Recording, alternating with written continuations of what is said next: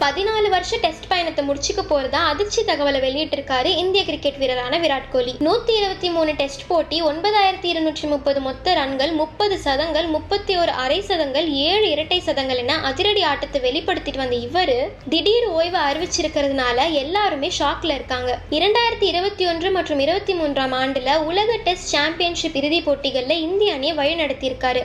இவரோட தலைமையில இந்திய அணி வெளிநாட்டு மண்ணிலையும் வெற்றிகளை பெற்றிருக்கு. அது மட்டும் இல்லாம அவரது ஆட்டத்தில் உள்ள தீவிரம் மற்றும் உற்சாகம் ரசிகர்களை ஈர்த்திருக்கு.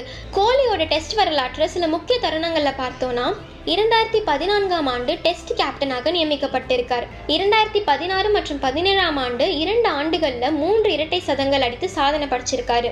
2018ஆம் ஆண்டு ஐசிசி டெஸ்ட் மற்றும் ஓடி அணியில் கேப்டனா இருந்திருக்காரு. 2019ஆம் ஆண்டு டெஸ்ட் கேப்டனாக 5000 ரன்கள் அடித்த முதல் இந்தியர் என்ற பெருமை இவரே சேரும். 2021 மற்றும் 23ஆம் ஆண்டு உலக டெஸ்ட் சாம்பியன்ஷிப் இறுதி போட்டிகள்ல இந்திய அணியை வழிநடத்தியிருக்காரு. தற்போது விராட் கோலியோட இந்த டெஸ்ட் ஓய்வு இந்திய கிரிக்கெட்ல ஒரு முக்கியமான காலத்தின் முடிவா பார்க்கப்படுது.